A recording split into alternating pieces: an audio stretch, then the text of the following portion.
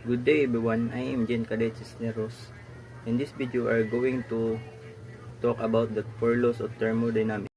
These laws are fundamental to understanding how energy works. But in universe and a practical application, these laws govern how energy flows, changes and shapes everything around us. So whether we're dealing with engines, climate control and anything in between, these laws are in play. The first law is we look at now as zeroth law, and it deals with thermo equilibrium. This is two systems of equilibrium with energy. They must be in each other. This law allows to measure temperature and compare and this reason why thermometer is effective and why we can regulate temperature system and energy management. The zeroth law helps in designing systems that maintain consistent, efficient, and temperature, whether it's heating a home, cooling the building, and consuming the industrial processes. And next law is thermodynamics, which is also known as a law of energy conservation. This law states that energy cannot be created or destroyed. It can only change from. Important to understand that energy don't just disappear when you burn fuel in your car. That energy turns into movement and heat.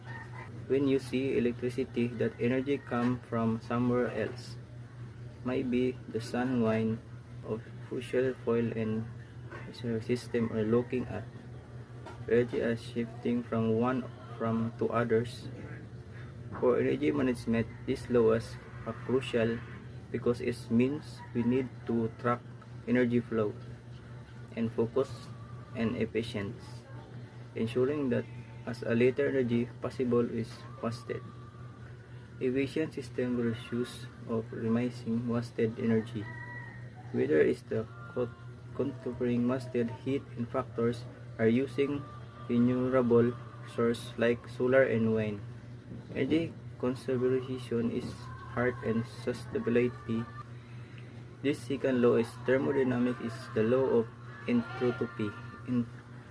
The concept of entropy system is stated at the close of system. Entropy always increases over time. It never decreases. It is often associated with the state of remindness is associated to put of other way. Energy can be less useful over time. In the practical terms, this explains why no engine or machine can be 100% efficient. Some energy will be always to be lost. Usually, as a heat for energy management, this law is a constant reminder that whilst we can improve the efficiency, there will always be some loss. The goal is to minimize that loss, whether it's electricity transition, industrial processes, or even in everyday appliances. The third law is thermodynamic. The concept of absolute zero. The coldest temperature is the absolute zero in motion and practically nearly stop. That entropy reached in the minimum value we can never reach absolute zero. The third law helps to understand how materials behave at extremely low temperature. This has practically application in fields like and is designing to superconducting that can make energy system capacity more efficient.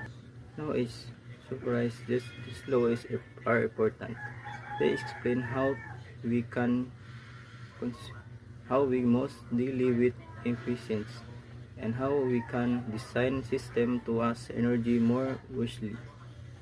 They are the fundamental for energy management. By understanding and applying this law, energy manager can make better decisions and building systems that help us move more sustainable future. We meet to wondering which there are four laws start or zero and end the third starting one and ending at four. Simply put, the numbering of laws thermodynamics starting from zero and do it to historical development and understanding fundamental accept. The zero law was fundamental after the first. Second and third laws has already been established. Science to concept and crucial and differing and fundamental to the understanding of thermodynamics. It was given the name of zero law. He emphasized there that the logic precise an event touch and was defined later. The four laws of thermodynamics really do shape our world and how we can manage the energy that planets